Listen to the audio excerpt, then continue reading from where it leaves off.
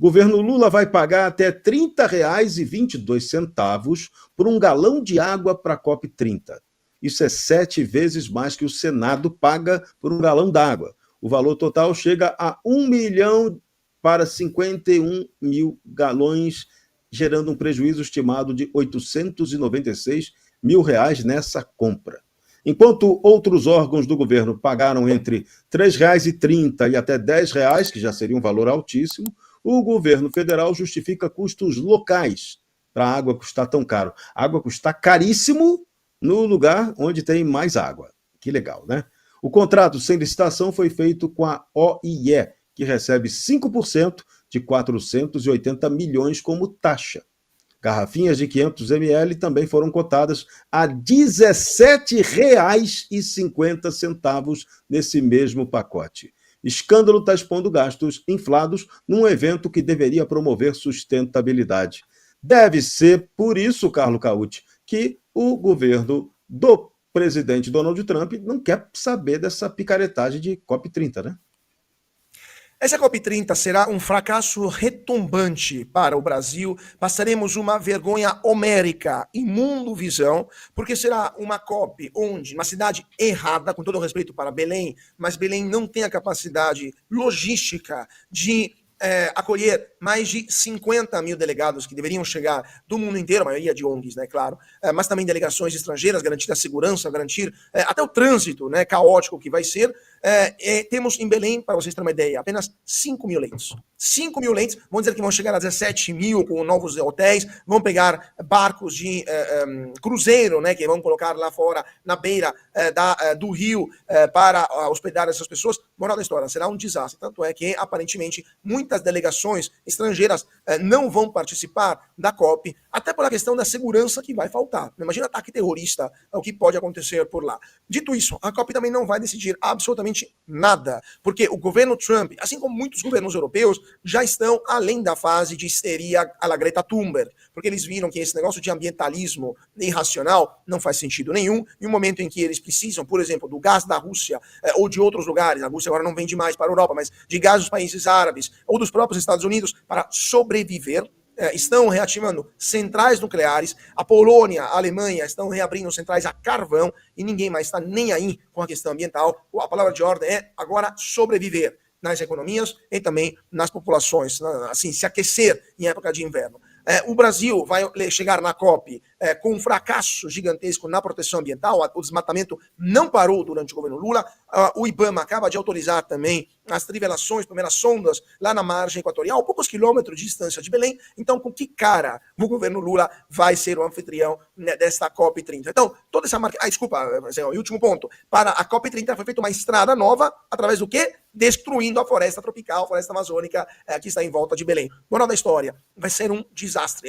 Assim, e por isso, e vai ser um desastre ela brasileira, com tanto de questões grotescas, como, por exemplo, a Mariah Carey, que vai cantar em Belém com um palco artificial feito em cima do rio, com a forma de uma Vitória Régia. Ou seja, ao trágico a gente junta o ridículo também, né? Na cidade com mais da metade da população, que não tem esgoto em casa, que mora em favela, eles acham dinheiro para construir um palco de Vitória Régia, boiando em cima do rio para um show da Mariah Carey. Então, é isso que vai acontecer. Então, não me surpreende que depois dos escândalos de entregar a organização da COP30 sem nenhuma licitação para a OEA, né, a OEI, né, a Organização dos Estados Ibero-Americanos, com vários escândalos, porque a OEI contratou a própria Janja por um cargo lá na organização.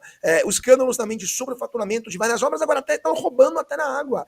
Eles estão roubando até na água. E a gente acha que tem alguma chance dessa reunião dar certo no Brasil. Passaremos uma vergonha homérica. Isso será o prelúdio daquilo que vai acontecer no ano que vem. Ou seja, uma derrota acachapante do lulismo, porque os brasileiros vão se lembrar, né, desse desastre de imagem que será a COP30.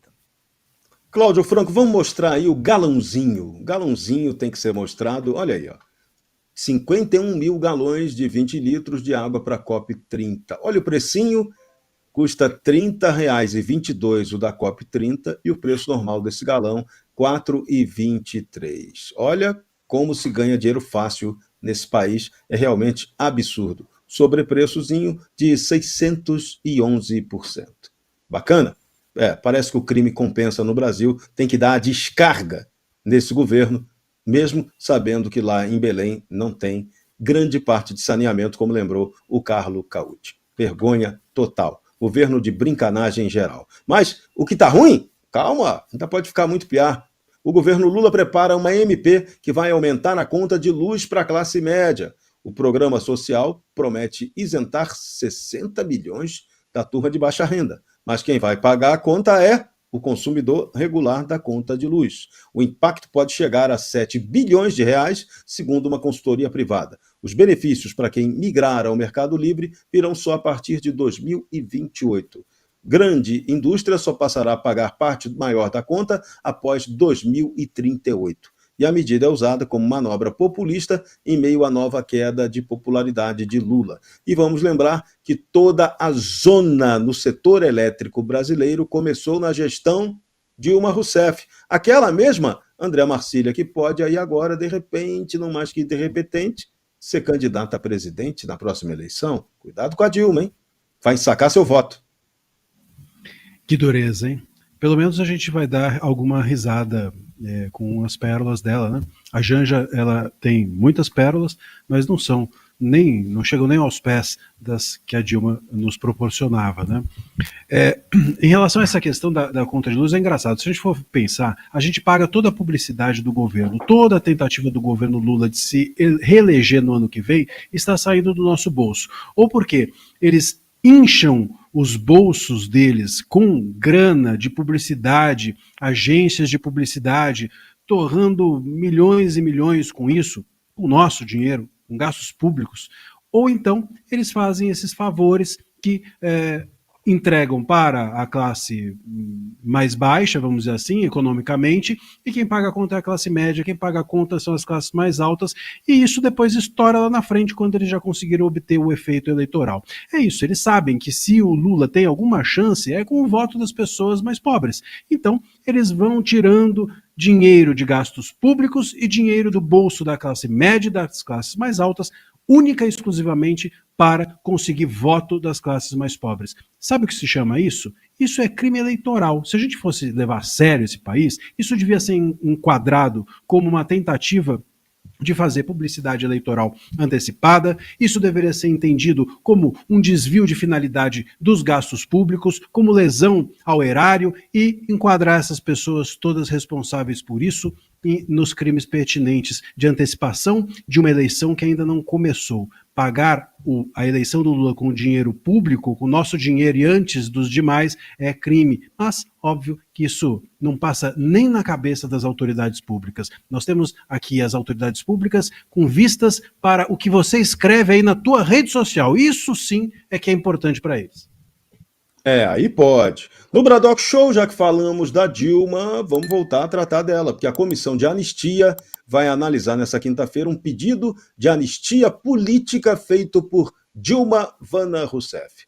A ex-presidente solicitou o benefício pela primeira vez em 2002, mas pediu a suspensão durante seu governo. Em 2016, voltou a tramitar, mas foi negado em 2022 durante a gestão Bolsonaro. Dilma recorreu e o caso será agora reavaliado sob comando de um governo do mesmo partido dela. Outros 95 pedidos também serão julgados nessa mesma baciada na sessão plenária da comissão. O órgão é vinculado ao Ministério dos Direitos Humanos e tem sido criticado por decisões policiais e... decisões policialescas, né? Policiais não. Agora deveria ser uma decisão policial, né? Porque vamos lembrar, Dilma Rousseff, o que você de verdade fazia na década de 70? Você era de grupos guerrilheiros que promoviam o terrorismo no Brasil, tentavam implantar o comunismo para a tomada do poder no país. Um papo mentiroso que estavam combatendo a ditadura militar. Nada disso. Vocês assaltavam bancos, vocês sequestravam, matavam para tomar o poder. E agora quer anistia. Por isso, Bruno Alemã, só podem estar de brincanagem, né? Vamos botar numa balança, de um lado Débora Rodrigues e do outro lado Dilma Rousseff. Vamos pensar uma coisa, vamos lá, vamos entender. Vamos colocar de um lado todos os crimes, do outro lado todos os crimes. Vamos pegar o lado da Débora Rodrigues e vamos colocar uma pichação perder numa estátua. Algo que, pela lei brasileira, caberia aí pagamento de cestas básicas. Enfim, não vou entrar no mérito que não sou da área jurídica. Do outro lado, muito bem citado por você, Serrão, estamos falando de alguém que assaltou banco, matou pessoas. O grupo de Dilma Rousseff, o VPR, foi responsável pelo assassinato de Mário Cosel Filho, que era um jovem cadete na frente de um quartel. Botaram um carro-bomba e estilhaços do pobre coitado que estava ali na hora errada foram parar a 300 metros de distância. Quer dizer, se a gente voltar para essa balança, a gente consegue entender o quanto a justiça brasileira está descalibrada. Porque os mesmos que hoje condenam Débora Rodrigues por conta dos seus crimes bárbaros, por conta de atentar contra a democracia, olham uma Dilma Rousseff e pensam assim, olha, eu acho que nesse caso aqui vale a gente trabalhar, a gente conceder uma anistia. O grande problema é que essas pessoas estão mortas por dentro e não sabem. Esse que é o grande problema.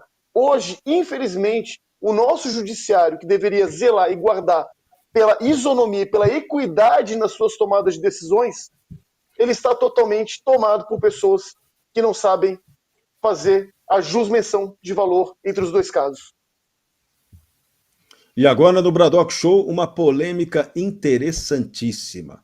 Você gostaria de poder votar num candidato independente de partidos? Pois é, o Supremo Tribunal Federal vai julgar se é legal ou não concorrer sem filiação partidária. O Supremo começa a avaliar, a partir do dia 30 de maio, se cidadãos poderão disputar eleições sem estar filiados a partidos políticos. O caso já tramita há 8 anos e gira em torno do conflito entre a Constituição e o Pacto de San José da Costa Rica. O Tratado Internacional defende o direito de ser eleito sem mencionar a filiação partidária. O STF pode abrir o precedente para candidaturas independentes já em 2026. A Procuradoria-Geral da República já se dividiu sobre o assunto. Raquel Dodge foi a favor, já Paulo Gonet se posiciona contra. O TSE alega que isso traria impactos na insegurança e logística do sistema eleitoral. Fabiana Barroso, candidatura independente seria uma boa ou não? O que o Supremo agora vai decidir nessa história? O que vem por aí? Olha, Serrão, eu vivo criticando os caciques partidários, né, e vejo muitos motivos para fazer sempre esses comentários em relação a isso. Nós estamos escravos desse sistema. Mais cedo, hoje na Bradock, o Constantino falou, né, em relação à reeleição, então essa reforma toda que precisávamos fazer, ainda mais aí no tipo de candidatura, né, se é distrital, se não é, e também esse tema estaria ali, mas tudo fica meia boca. Mas é óbvio que o Supremo vai negar, não existe vontade alguma, vou dizer vontade política, né? Porque o Supremo está ousando a fazer somente decisões políticas. Então, neste caso específico, seria uma libertação. Embora nós aqui também saibamos que, mesmo que isso fosse para frente, fosse possível fazer uma candidatura independente, ainda o sistema continua nas mãos daqueles que têm muito dinheiro, que são os caciques partidários, que são, né, geridos aí pelos fundos partidários milionários, e não seria nada fácil. A única pontinha de esperança quando a gente pensa nisso é que tivemos aí a campanha presidencial de 2018 do presidente Bolsonaro, né, feita assim, praticamente independente, sem ajuda no ponto de vista econômico, mas havia uma vontade muito grande da população em se livrar. Então, não sei, não vejo como positivo a propositura disso neste momento e provavelmente, né, vou colocar provavelmente, mas eu diria certamente o Supremo não irá permitir. Agora no Bradock Show, vamos para a sucessão 2026. Lula diz que ele só perde para ele mesmo. No entanto, uma pesquisa encomendada por aliados de Lula testou um cenário inusitado de segundo turno entre Janja da Silva e Michele Bolsonaro. Ambas aparecem empatadas tecnicamente, com 41% das intenções de voto em São Paulo. Michele é apontada como possível sucessora de Bolsonaro, caso ele seja impedido de concorrer. Já a Janja não poderia disputar o Planalto em 2026, a menos que Lula renunciasse ao cargo. A pesquisa também testou nomes da esquerda para o governo de São Paulo. todos atrás de Tarcísio de Freitas. O estudo foi feito por telefone com 1.000 eleitores entre 4 e 8 de abril, com margem de erro de 3 pontos percentuais. E aí, meu caro Carlo Cauti, que pesquisa! Janja e Michele empatadas? Dá para acreditar nessa? Não, não dá para acreditar nessa, Serrão. É a mesma história que a gente viu em outubro de 2022, quando Lula era dado para ganhar o primeiro turno, 10 pontos acima de Bolsonaro. Lula ganha contra todos, ele vai ser uma derrotada da direita. No final das contas, o Congresso virou a direita, no caso, né? E Lula ganhou por uma estreitíssima margem de votos. As mesmas pesquisas que davam o Boulos na frente, né? Lembramos disso, Boulos na frente aqui em São Paulo, contra o atual prefeito Ricardo Nunes, são as pesquisas de sempre que servem mais para tentar influenciar parte da opinião pública do que para informar. Mas, de novo, se é tão popular assim, venha a senhora Janja passear na Paulista, uma carreatinha assim, na Faria Lima, uma carreata até, sei lá, na Zona Leste. Eu aconselho um comício no coração do PT, no estádio do Corinthians, né, na frente do Itaquerão, um comício da dona Janja, e vamos ver quantas pessoas chegam para ouvi-la. Com certeza serão menos daquela miséria humana que apareceu, aqueles pouquíssimos que apareceram no dia 1º de maio, na festa dos trabalhadores, quando o Lula falou para poucas centenas de pessoas. Então, assim, essas pesquisas mostram mais uma vez como as instituições que as fazem são completamente desmoralizadas. Elas atuam não em prol de informar a opinião pública, mas sim para tentar influenciar e ganhar poucos votos, e demonstraram que não conseguem mais fazer isso, e não fazem nada mais, nada menos do que passar uma sonora vergonha perante a quem nesse país tem a mínima condição de matemática, de bom senso, e sabe ler e escrever. Agora vamos para a mega vergonha de hoje.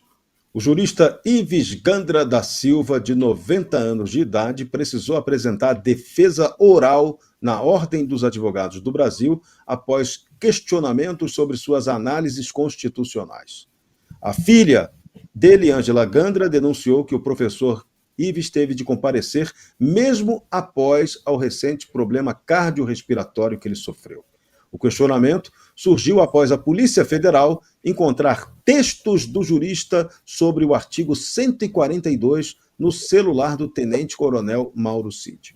A Associação Brasileira de Imprensa apresentou uma representação ética contra o professor Ives Gandra, que tem 66 anos de carreira jurídica e que também tem o reconhecimento na profissão de jornalista. Gandra é autor de obras como Conheça a Constituição e sempre afirmou que o artigo 142 não autoriza intervenções militares golpistas. Mas de nada disso adiantou, né, André Marcília? Parece que estamos sob a vigência da Ordem dos Autoritários do Brasil, porque cometerem essa vergonha contra o Ives Gandra, a OAB chegou ao nível máximo do fundo do poço, né?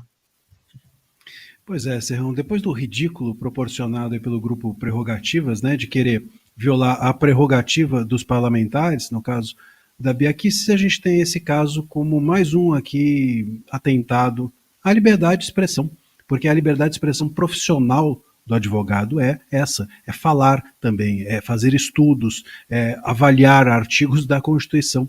Veja, o ridículo da situação é tamanho que, só para as pessoas entenderem o que está acontecendo, o Ives Gandra, que é um jurista renomado, em diversos livros, como bem mencionado, aliás, eu já, o último livro em homenagem ao professor Ives Gandra, eu participei com um artigo, e ele está tendo de se defender na OAB da acusação de incitação a um golpe de Estado, porque ele fez um estudo sobre o artigo 142 da Constituição, e esse estudo foi encontrado no celular de uma das pessoas aí envolvidas nesse julgamento. Quer dizer, é um estudo sobre um artigo da Constituição vigente.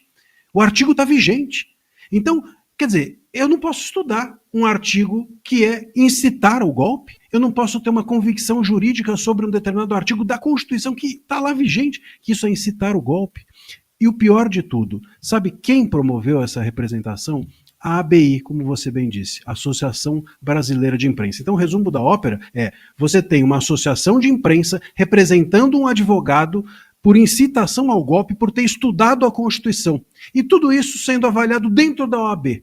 Depois a gente reclama do STF, mas nós alimentamos o STF. Nós alimentamos esse estado de coisa quando entidades como a OAB, como a ABI, como esse esquema todo, todo esse ecossistema de entidades promovem essas restrições à liberdade de expressão. É ridículo um jurista do renome do Ives Gandra ter de se defender por ter convicções jurídicas. Não nos resta mesmo mais nada. ABI, você jogou no lixo toda a memória do grande jornalista Barbosa Lima Sobrinho, que durante muitos anos presidiu a ABI, foi um grande lutador em defesa das liberdades. Vocês agora fazem o papel da imprensa da tirania. Nota -13 para vocês, vergonha absoluta, algo abjeto. E agora, no Bradock Show, vamos falar de uma notícia boa, de uma atuação brilhante do nosso amigo Príncipe. Aproveito também para mandar abraço para o amigo Príncipe e para o querido amigo e grande mestre Ives Gandra também. A gente é solidário com você. Mas o deputado Luiz Felipe de Orleans e Bragança exigiu esclarecimentos do Itamaraty sobre o uso irregular da identidade brasileira em exportações de petróleo venezuelano. O parlamentar encaminhou um requerimento oficial ao ministro Mauro Vieira e classificou o episódio como grave ameaça à soberania e à reputação do Brasil. A iniciativa do Luiz Felipe ocorre após a agência Reuters revelar um esquema internacional de falsificação envolvendo traders que atribuem ilegalmente ao Brasil a origem do petróleo venezuelano. Cerca de $1 bilhão em petróleo foi embarcado entre julho de 2024 e março de 2025, com origem falsamente atribuída ao Brasil. O deputado cobra informações sobre possíveis investigações, identificação de empresas envolvidas e eventuais comunicações diplomáticas emitidas. Bruno Alemã, essa história tem que dar em alguma coisa, né? Já chega. Além de ter que aguentar tirania, ditadura, tem que suportar a roubalheira também dessa turma do Foro de São Paulo? Primeira pergunta que tem que ser feita, a primeira de todas. Por que a Venezuela não bota o Made in Venezuela nos seus barris de petróleo? Uma razão muito simples. Existem sanções econômicas por parte de países aliados aos Estados Unidos com a própria Venezuela. Ou seja, isso impede que a Venezuela possa comercializar com países que são parceiros comerciais. Apesar da guerra comercial e tarifária hoje dos Estados Unidos, a gente não pode esquecer, a China, ela continua sendo um grande parceiro econômico. Ou seja, a China comprar petróleo venezuelano traria problemas ainda maiores para o país. No entanto, qual foi a manobra utilizada pelo Foro de São Paulo para que a venda possa continuar acontecendo naturalmente? Foi genial. Você pega e troca a etiqueta. Você tira a etiqueta Made in Venezuela, coloca a etiqueta Made in Brasil. E está tudo resolvido. Só que, da mesma forma que quando você pega um produto chinês, que tem cara de chinês, e você vê uma etiqueta escrito Made in USA, você vê que aquilo é falsificado. Por quê? Porque mentira tem perna curta. Então, o ponto que a gente chega em relação a isso é trazer as informações às claras. O deputado Luiz Felipe de Orleans e Bragança, que tem feito um trabalho fenomenal, sem grandes mídias, sem jogar coisas em rede social, ele está trazendo uma coisa de fato à tona. A participação do Brasil numa mentira internacional. Mais uma para conta do Lula.